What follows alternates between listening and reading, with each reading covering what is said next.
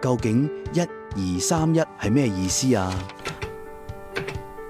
？1231呢組數字係講緊12月31號，即係財務結算日，要幫公司計算一整年開支，然後為公司報稅或其他會計用途。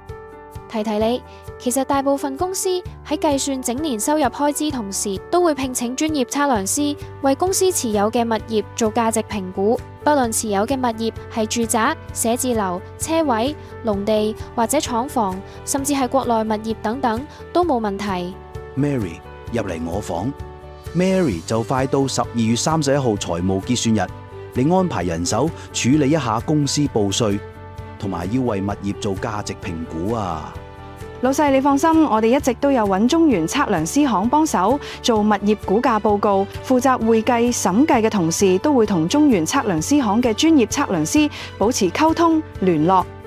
如果你都需要測量師為公司物業進行估價，即刻打21396622同我哋中原測量師行查詢啦。